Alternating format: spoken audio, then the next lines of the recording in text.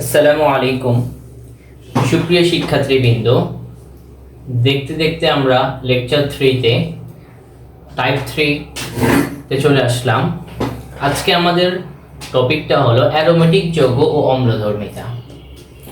প্রত্যেক দিনের মতোই আমাদের তো টাইপ থেকে প্রশ্ন আসবে না, আমাদের প্রশ্নটা আসবে উদ্দীপক আকারে। প্রশ্নটা যেভাবে আসবে আমরা সেটা একটু দেখে নিই। উদ্দীপক। আর তোমাদের ক্লাসগুলো কেমন লাগছে সেটা একটু কমেন্ট সেকশনে জানিয়ে দিও। আর কোথাও কি বুঝতে পারছো না এমন যদি হয় তাও জানিয়ে দিও, তাহলে সেটা আমি পরবর্তী ক্লাসগুলোতে ক্লিয়ার করে দিব। প্রথমে আমরা উদ্দীপকটা দেখে নিই। আর আজকের ক্লাসটা খুব ইম্পর্টেন্ট। এই অম্লধর্মিতা অংশটা থেকে ঢাকা বোর্ড 2022 সালেও প্রশ্ন এসেছে এবং 22-23 সালেও প্রশ্ন এসেছে। আচ্ছা, উদ্দীপকটা হচ্ছে আমাদের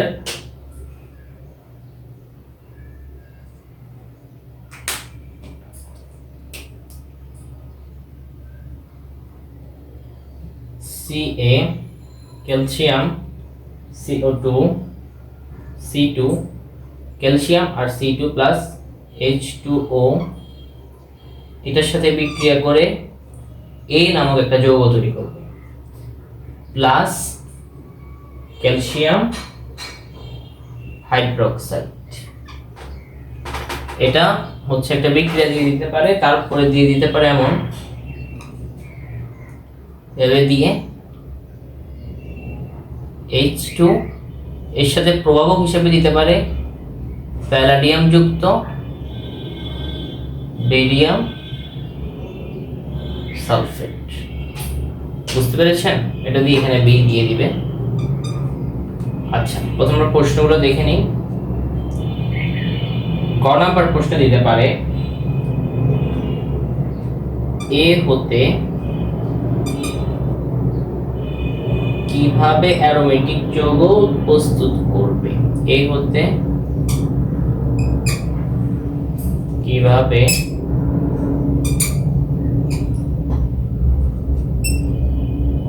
অ্যারোমেটিক যৌগ প্রস্তুত করবে।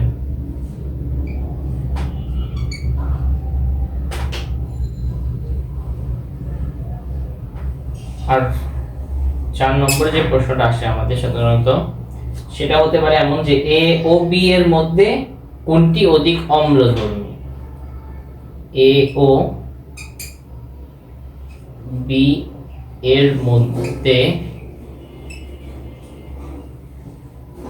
কোনটি অম্লধর্মী।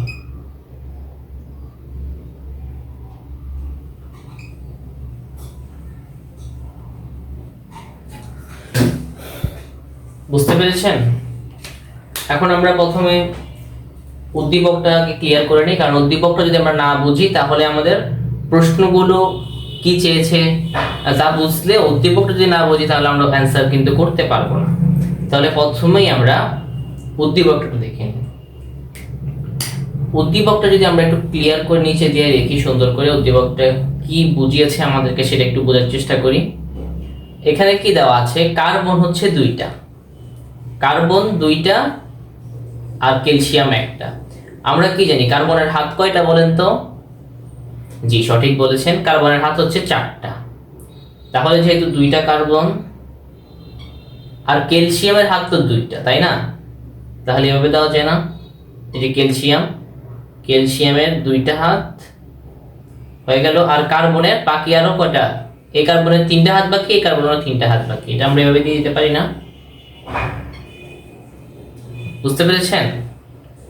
এই কার্বনের 3টা হাত এই কার্বনের সাথে যুক্ত এবং আরেকটা হাত দিয়ে ক্যালসিয়ামের সাথে, আর এটারও একটা হাত দিয়ে ক্যালসিয়ামের সাথে যুক্ত। যোগ এখানে H2O আছে, সেটাকে আমরা এভাবে লিখতে পারি না? H আর OH ভেঙে লিখতে পারি না? তাহলে দেখেন H2O হয়ে গেল। এটা লেখার পর এটা থেকে কি উৎপন্ন হবে একটু খেয়াল করি। এখানে আমাদের যে ক্যালসিয়ামটা আছে তা এই হাইড্রোক্সাইডের সাথে যুক্ত হয়ে যাবে, যুক্ত হয়ে কি উৎপন্ন করবে? Calcium hydroxide. বুঝতে পেরেছেন? ক্যালসিয়াম হাইড্রোক্সাইড, এখানে হাইড্রোক্সাইড কয়টা? দুইটা, তাহলে এখানে আমরা 2 দিতে পারি। 2 দিলে এখানে তাহলে কয়টা হাইড্রোজেন হলো? 2টা হাইড্রোজেন।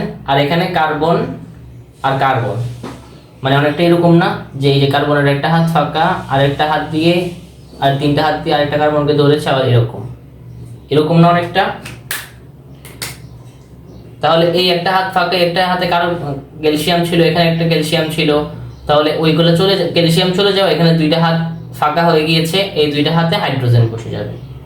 এই যে একটা হাইড্রোজেন, এই যে একটা হাইড্রোজেন। বুঝতে পেরেছেন? তাহলে এটা হচ্ছে কি আমাদের এই যৌগটি। এটার নাম কি আপনারা বলতে পারবেন? এই যৌগটার নাম কি? এই যৌগটার নাম হচ্ছে অ্যাসিটিলিন অথবা ইথাইন। কি বললাম? অ্যাসিটিলিন, টিলিন অথবা ইথাইন।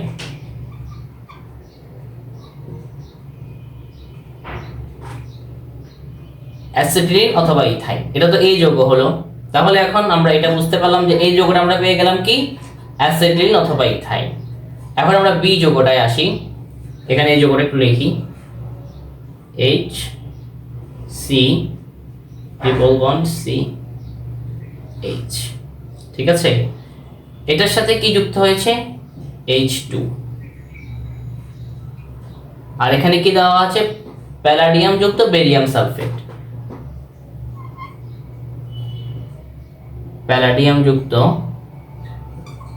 Barium sulphate. আশা করি আপনারা সকলেই জানেন এই প্যালাডিয়াম যুক্ত বেরিয়াম সালফেটকে মৃদু বিজারক বলা হয়।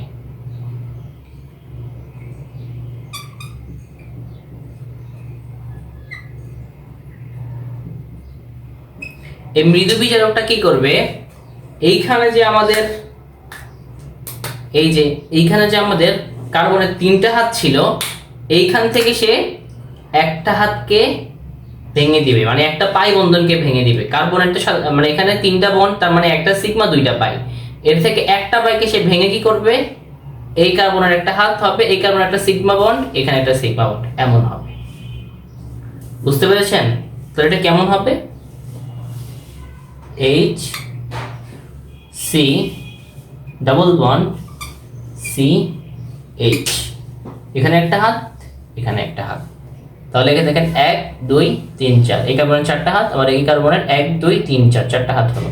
এই 2টা হাতের মধ্যে এখানে যে H2 আছে, একটা H এখানে আর একটা H এখানে বসে যাবে। বুঝতে পেরেছেন? তাহলে এটা হচ্ছে আমাদের বি। এই যৌগটার নাম কি আপনারা বলতে পারবেন? বি যৌগটার নাম কি? বি যৌগটার নাম হচ্ছে ইথিন অথবা ইথিলিন।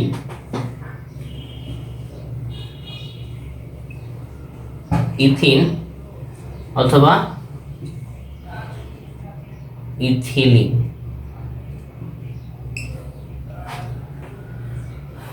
আশা করি আপনারা বুঝতে পেরেছেন। তাহলে এখন আমরা 3 নাম্বার প্রশ্নটায় আসি। 3 নাম্বার প্রশ্নটা কি বলছে? এ হতে কিভাবে অ্যারোমেটিক যৌগ প্রস্তুত করবে? এই গ নাম্বার প্রশ্নটা আমাদের উত্তর করার জন্য আমরা প্রথমে কি করব? এইরকম ভাবে উদ্দীপকটাকে সমাধান করে দিব। মানে উদ্দীপকটা এখানে এ যেভাবে আছে, এর জায়গায় এটা লিখে দিব, আর বি এর জায়গায় এটা বি এর জায়গায় লিখে দিব, এটা বি এর জায়গায় লিখে দেব, এটা এর জায়গায় লিখে দেব। লিখে দিয়ে আমরা উদ্দীপকটা ক্লিয়ার করব। তারপর আমাদের কাজ হচ্ছে এ হতে, মানে এ হচ্ছে একটা অ্যাসিটিলিন অথবা ইথাইন। ইথাইন থেকে কিভাবে আমরা অ্যারোমেটিক যৌগ পাবো আমরা এখন সেটা দেখব।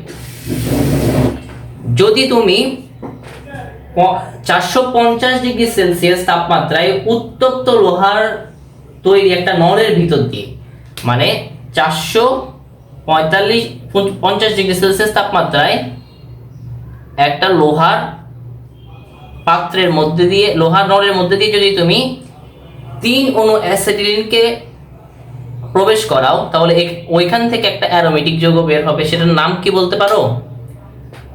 সেটা বেনজিনের প্রথম দিকের বিক্রিয়া, সেটা হচ্ছে বেনজিন। অ্যাসিটিলিন 450 ডিগ্রি সেলসিয়াস তাপমাত্রায় লোহার নলের ভিতর দিয়ে যদি প্রবেশ করানো হয়, তাহলে উৎপন্ন হবে বেনজিন। তাহলে আমরা বিক্রিয়াটা মানে প্রথম গ নাম্বার এখানে গ দিবা, গ দিয়ে এই উদ্দীপকটা এখানে লিখবা, উদ্দীপকটা সমাধান করবা, করার পরে লিখবা যে এভাবে লিখবা যে এ হচ্ছে, এটা কিন্তু উত্তর আকারে লিখবা, এ হচ্ছে অ্যাসিটিলিন,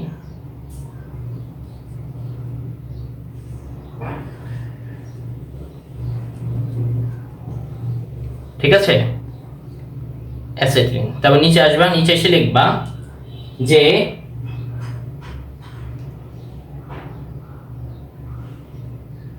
লিখবা যে 3 অণু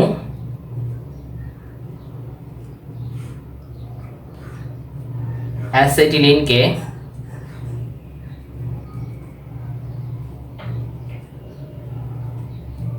লিনকে 450 ডিগ্রি সেলসিয়াস তাপমাত্রায়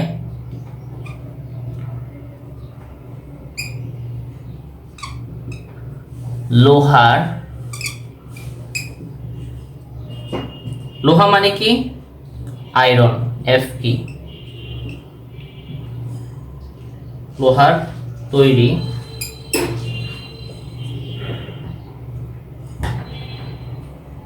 তৈরি নলের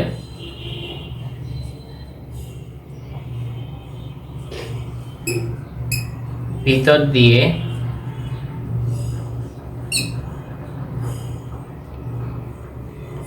প্রবেশ করালে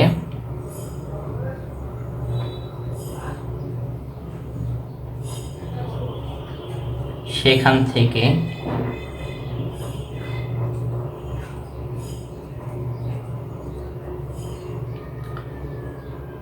থেকে বেনজিন উৎপন্ন হবে।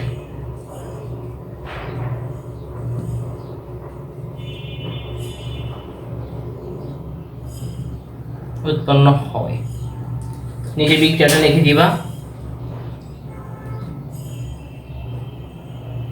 এভাবে লিখতে পারো বা এভাবে লেখো।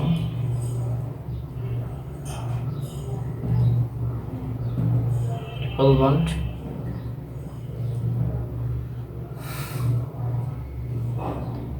এই লোহার নল, আয়রনের নল দিতে পারো 450 ডিগ্রি সেলসিয়াস দিয়ে এখানে এই যে বেনজিন দিয়ে দিবা বেনজিন। বুঝতে পেরেছো? তাহলে আমাদের গ নাম্বারের উত্তর শেষ হয়ে গেল। এখন আমরা একটু দেখতে পারি যে এই বিক্রিয়াটা কেন এরকম হলো, সেটা একটু দেখতে চাও তোমরা? একটু দেখাই দেই যে এই অ্যাসিটিলিনের সাথে কিভাবে লৌহনলের ভিতর দিয়ে প্রবেশ করলে বেনজিন উৎপন্ন হয়। এখানে তোমরা দেখো যে এখানে কিন্তু 3 অণু অ্যাসিটিলিন আছে। তাহলে আমরা 3 অণু অ্যাসিটিলিনকে একটু লিখতে পারি কিভাবে? এভাবে তো লিখতে পারি, একটু বড় করে লিখি, CH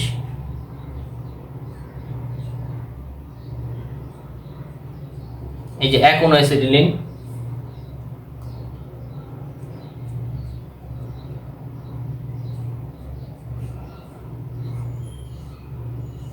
দুই অণু অ্যাসিটিলিন,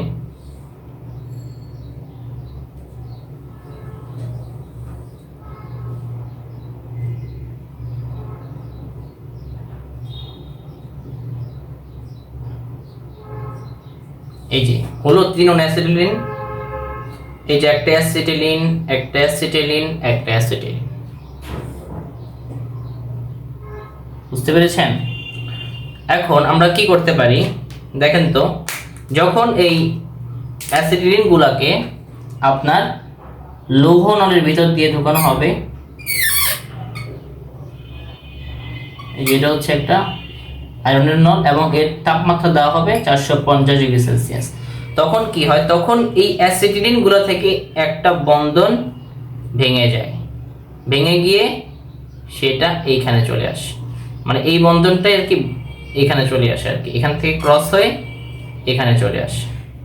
আর সেম এই যে এখান থেকে একটা বন্ধন এই জায়গায় চলে আসে, আর এইখান থেকে একটা বন্ধন ভেঙে এই জায়গায় চলে আসে। এটা তো আমাদের বেনজিনের সংকেত, তাই না? বেনজিনের সংকেত কেমন? এই যে CH ডাবল বন্ড, CH একটা bond, CH double bond, CH একটা bond, CH double bond, CH একটা বন্ড। এটা না বেনজিন? এটাই তো হলো। তাহলে বুঝতে পারলেন তো, গ নাম্বার অ্যান্সারটা কিন্তু এখানে কিন্তু অ্যান্সার শেষ। এটা আপনাদেরকে বোঝানোর জন্য করেছি। এখানে এতটুকু করার পরে অ্যান্সার শেষ, এতটুকু তো লিখবেন। আর এতটুকু হচ্ছে উদ্দীপকটা সমাধান করার পরে, এটা লেখার পরে ঘ নাম্বারে ফুল মার্ক ইনশাল্লাহ পেয়ে যাবেন। এখন আমরা 4 নাম্বার প্রশ্নে আসি।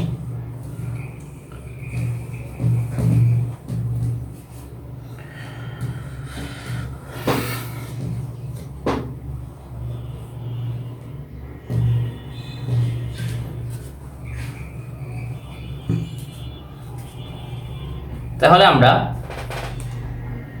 এ কি পেলাম, এখান থেকে লিখে ফেলি। এ পেলাম অ্যাসিটিলিন,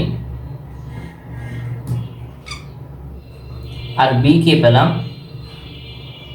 ইথিলিন, তাই তো? এখন আমরা গ নাম্বার প্রশ্নটা পড়ি। এ ও বি এর মধ্যে কোনটি অধিক অম্লধর্মী? তাই তো, এ ও বি এর মধ্যে কোনটি অধিক অম্লধর্মী?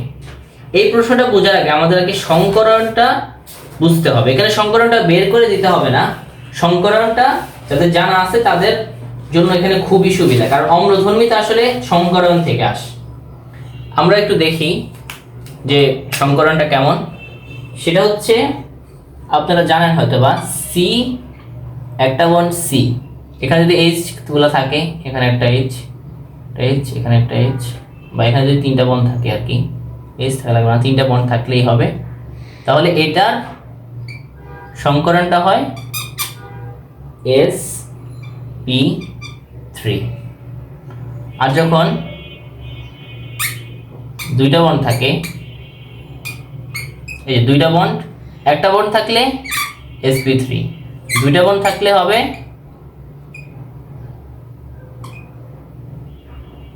sp2। আর যদি ট্রিপল বন্ড থাকে তাহলে সেটা হয় sp। বুঝতে পেরেছেন? তাহলে আমরা প্রথম বিক্রিয়াটা একটু খেয়াল করেন। প্রথম বিক্রিয়াটা কি? ট্রিপল বন্ডওয়ালা। তাহলে এটার প্রত্যেক কার্বনের সংকরণ হবে কি? sp সংকরণ। এটাও হবে sp সংকরণ, তাই না? আর দ্বিতীয় বি এর ক্ষেত্রে দেখেন ডাবল বন্ডওয়ালা, তাহলে এটা কি হবে? sp2 সংকরিত, sp2। বুঝতে পেরেছেন? এটা আমরা এভাবে এখানে একটু লিখি।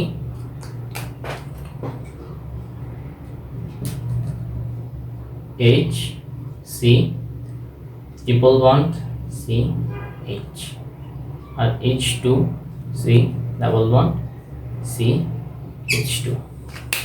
এখানে একটু খেয়াল করেন, এটা যদি sp সংকরিত হয় তাহলে দেখেন এখানে একটা s একটা p, একটা s একটা p, অর্থাৎ এখানে 50%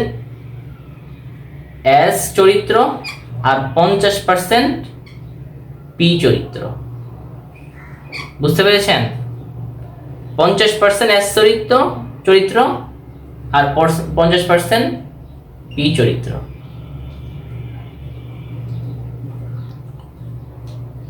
তাহলে আর এই ক্ষেত্রে কি হয়? এই ক্ষেত্রে এটা হচ্ছে sp2, এটাও হচ্ছে sp2। তাহলে এখানে কি হয়, তিনটা, মানে একটা s দুইটা p, এখানে সেম একটা s দুইটা p। তাহলে এখানে s চরিত্র কতটুকু, 100 কে 3 ভাগ করলে হয় 33.33%। তাহলে s চরিত্র এখানে 33.33%, আর p চরিত্র হচ্ছে এখানে 67.67%। বুঝতে পেরেছেন? আচ্ছা, আর তাহলে অ্যাসিটিলিনের ক্ষেত্রে s চরিত্র হলো 50%, আর ইথিনের ক্ষেত্রে s চরিত্র হচ্ছে 33.33%।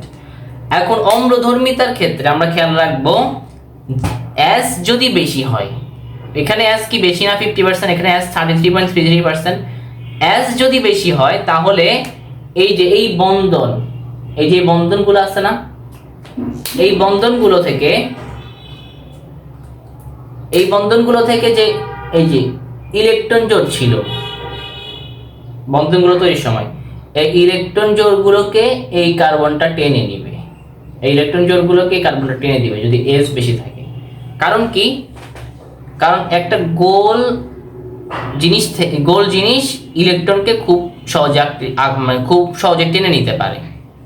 এই s কি, s গোল, sটা খুব সহজে ইলেকট্রনকে টেনে নিতে পারে, কিন্তু একটা ডাম্বেল আকৃতির জিনিস খুব সহজে ওইখান থেকে ইলেকট্রন টেনে নেওয়া যায় না। ডাম্বেল আকৃতির জিনিস থেকে খুব সহজে ইলেকট্রন নেওয়া যায় না। এটা হচ্ছে p, এটা হচ্ছে s। বুঝতে পেরেছেন তো? এখানে আর এখানে যেটা p 67.67%, সেটা কিন্তু এইখানে যে এগুলো থাকবে, হাইড্রোজেনগুলো থাকবে, এই যে একটা হাইড্রোজেন, এখানে একটা হাইড্রোজেন, এই বন্ধন জোড়গুলো সে টানতে পারবে না। কারণ হচ্ছে এখানে s চরিত্র কিন্তু অনেক কম, আর এখানে যেহেতু আপনার ইলেকট্রন জোড়গুলো কার্বন টেনে নেয়, তাহলে সেই ক্ষেত্রে কার্বন মাইনাস হয়ে যায় আর হাইড্রোজেন প্লাস। বুঝতে পেরেছেন? তাহলে এখানে এটা কিভাবে হয় সেটা একটু দেখাই দিই। হাইড্রোজেন, এই যে carbon, triple bond, carbon, hydrogen, এগুলো কিভাবে হয়ে যায়? এই যে একটা বন্ড, ও তো ইলেকট্রন জোড় টেনে নেয়, তখন ও মাইনাসে চলে যায়, আর যে কার্বন এটাও মাইনাসে চলে যায়, চলে গিয়ে এখান থেকে H প্লাসটা উৎপন্ন হয়, মানে প্রোটন দিয়ে দেয়। আর আমরা ছোটবেলা থেকেই জানি যে মানে পানিতে যদি কোনো একটা যৌগ যদি পানিতে H প্লাস দান করে, তাহলে সে হচ্ছে অম্ল, সেই হচ্ছে অ্যাসিড। তাহলে বুঝতে পারলাম তো?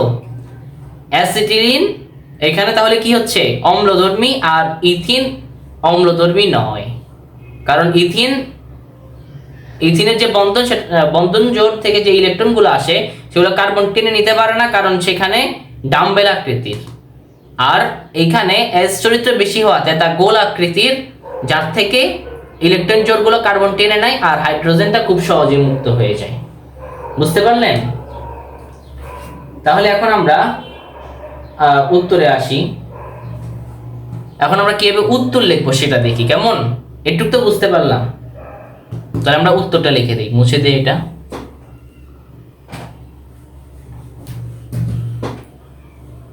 আপনাদের ক্লাসগুলো সব লেখার সবগুলো বুঝতে পারতেছেন কিনা সেটা একটু জানিয়ে দিয়েন। ক্লাসগুলো শেষ করে একটু ডান লিখে দিয়েন, তাহলে আমাদের জন্য খুব সুবিধা হয়। আচ্ছা, এখন আমরা উত্তরটা লিখে দিই। সবকিছু বুঝতে পারলেন তো? অম্লধর্মিতা কিভাবে অ্যাসিটিলিনের বেশি সেটা বুঝতে পারলে এখন আমরা দেখি উত্তরটা লিখে দেওয়ার পরে আপনারা এটা শুধু পরীক্ষা হলে এটা পড়ে যাবেন, পরীক্ষা হলে লিখে দেবেন, ইনশাআল্লাহ 4 পেয়ে যাবেন অ্যান্সার। ঘ নাম্বারের লিখবেন উদ্দীপকের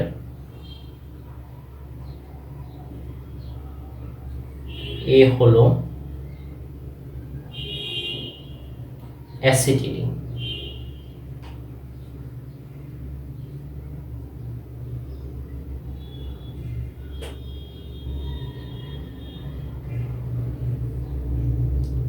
ও বি হলো ইথিন বা ইথিলিন।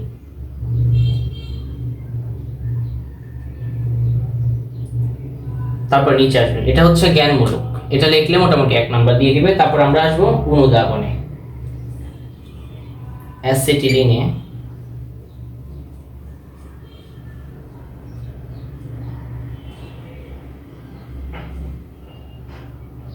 অ্যাসিটিলিনে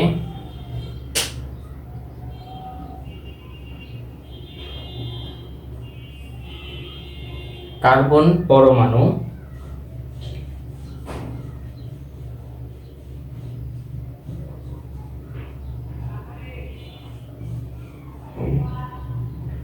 sp সংকরিত, যেখানে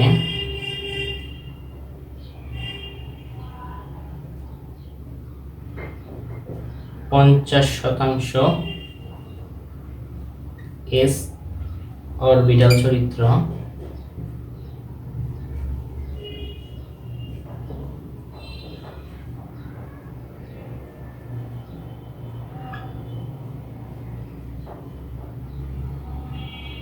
ফলে কিভাবে 50% হয়েছে সেটা তো আমরা একটু আগে দেখালাম। কেউ যদি বুঝতে না পারেন ক্লাসের রুটিনে দেখে নেন, আর তারপর যদি বুঝতে না পারেন তাহলে একটু কমেন্ট সেকশনে জানিয়ে দিবেন, তাহলে আমি নেক্সট ক্লাসে আবার সেটা বুঝিয়ে দেব, আশা করি সমস্যা হবে না। ফলে CH বন্ধনের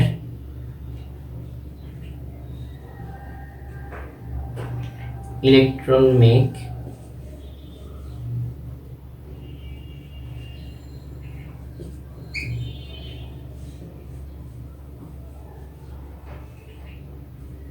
কার্বন পরমাণুর দিকে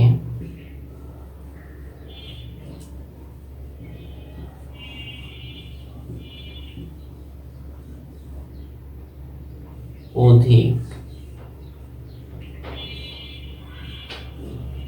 আকৃষ্ট হয়।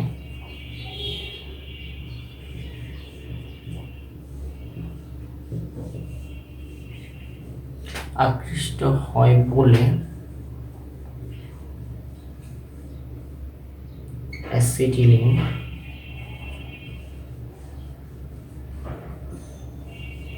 অ্যাসিটিলিনের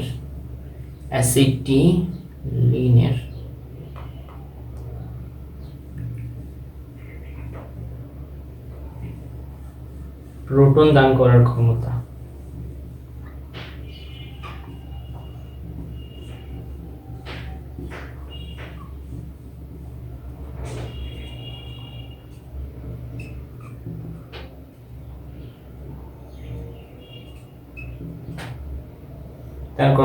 বৃদ্ধি পায়।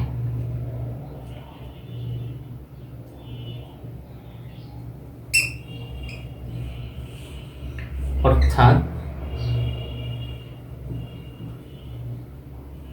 অ্যাসিটিলিনের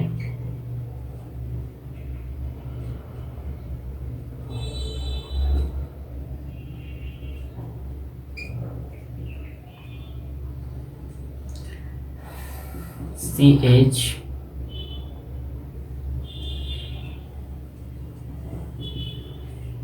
প্রান্তীয় হাইড্রোজেন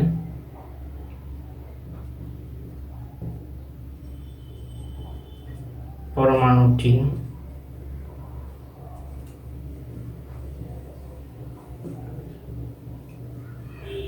প্রোটন হিসেবে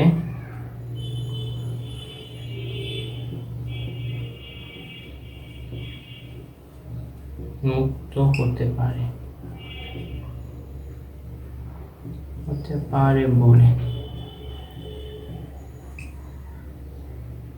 বলে অ্যাসিটিলিন অম্লধর্মী।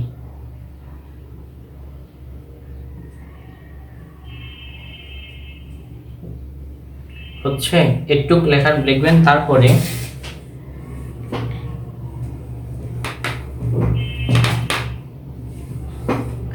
এছাড়া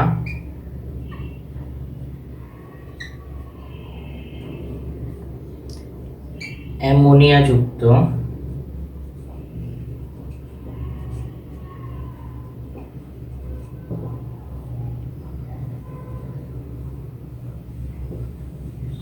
সিলভার নাইট্রেট এর সাথে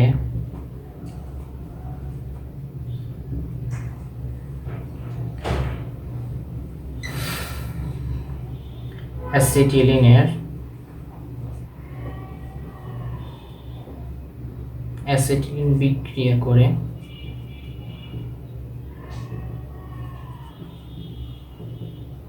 লবণ উৎপন্ন করে।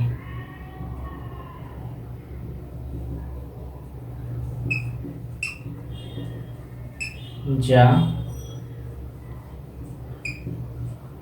তার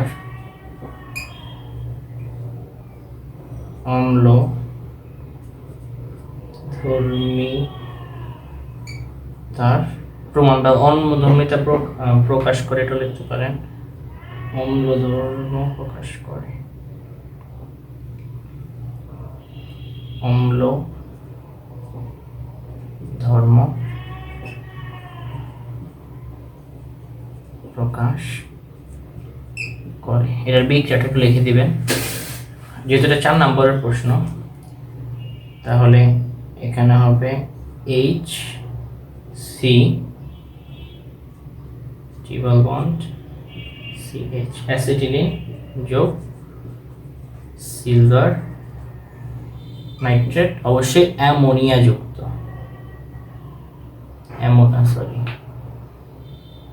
অ্যামোনিয়া যুক্ত 3 2 3 সিলভার নাইট্রেট অ্যামোনিয়া যুক্ত, সিলভার নাইট্রেট অ্যামোনিয়া যুক্ত।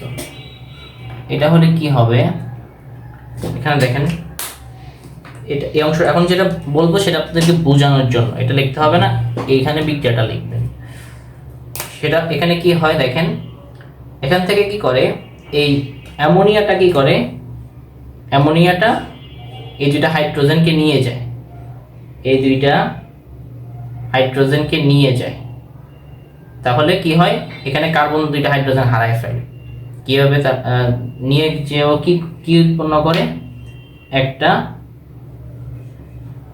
অ্যামোনিয়াম NO3 উৎপন্ন করে, আর কিছু অ্যামোনিয়া গ্যাস উৎপন্ন হয়, NH3 কিছু অ্যামোনিয়া গ্যাস এবং অ্যামোনিয়াম নাইট্রেট উৎপন্ন করে। আর সিলভারটা কি করে, এই যে এখানে যে হাইড্রোজেনগুলো চলে গেল, এই যে হাইড্রোজেন দুইটা যে এখানে অ্যামোনিয়ার কাছে চলে গেল, তাহলে এখানে এই দুইটা বন্ড ফাঁকা হয়ে গেল, এই সিলভারগুলা এখানে একটা আর এখানে একটা চলে আসে, এই যে একটা সিলভার, এই যে একটা সিলভার। বুঝতে পারলাম তো আমরা বিক্রিয়াটা? তাহলে এখন এখানে বিক্রিয়াটা আমরা লিখি দিব।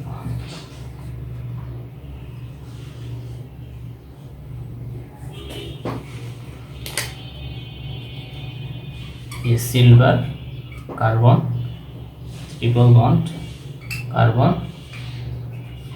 सिल्वर जोग NH4 NO3 যোগ NH3। বুঝতে পারলেন? একটু হলো তাহলে আমাদের কি অ্যাসিটিলিনের ব্যাখ্যা, এখনো কিন্তু ইথিলিনের ব্যাখ্যা রয়েছে। একটু লেখার পরে সবাই লিখে নিয়েছেন তো এটা? আচ্ছা, এখন আমরা মুছে দিই তাহলে।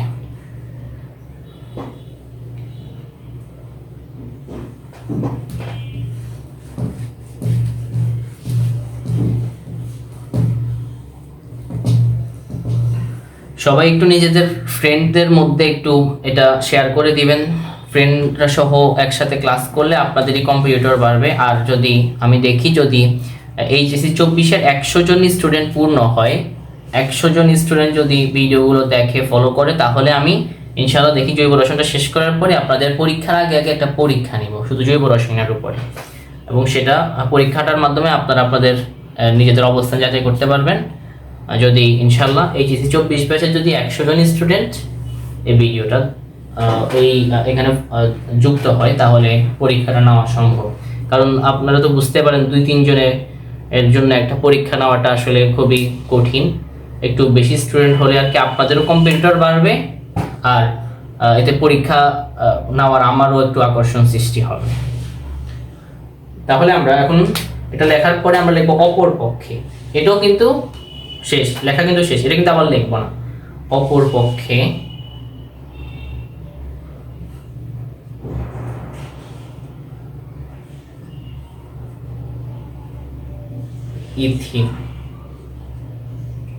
ইথিনে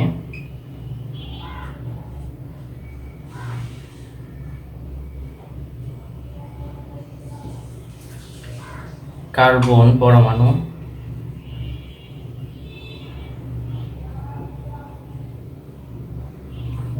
পরমাণুটি sp2 সংকরিত।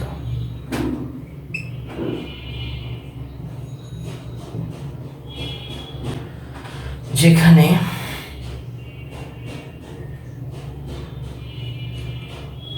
(33.33% s অরবিটাল চরিত্র।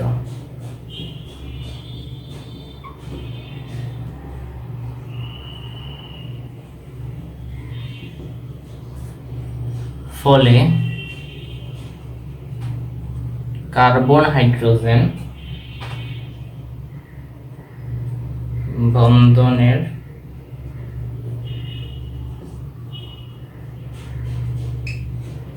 ইলেকট্রন মেঘ কার্বন পরমাণুর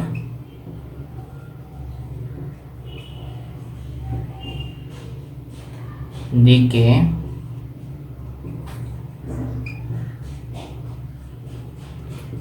আকৃষ্ট হয় না। আচ্ছা, হয় না বলে লিখতে পারেন, হয় না বলে ইথিন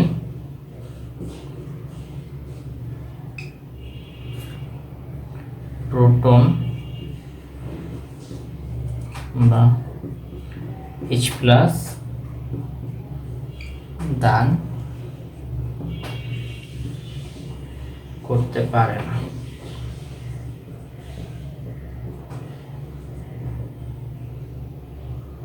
তাই ইথিন এর অম্লধর্মিতা নেই বা অম্লধর্ম নেই। শেষ। একটু লিখলে আপনারা ইনশাআল্লাহ 4-4 পেয়ে যাবেন, আর প্রথম প্রশ্নটা 3-3 পেয়ে যাবেন। এটা কিন্তু খুবই ইম্পর্টেন্ট। এই বছরও যে কোনো একটা বোর্ড এটা দিয়ে দিতে পারে এই অম্লধর্মিতার প্রমাণ, আর না হলে অ্যারোমেটিক যৌগ প্রস্তুতকরণ।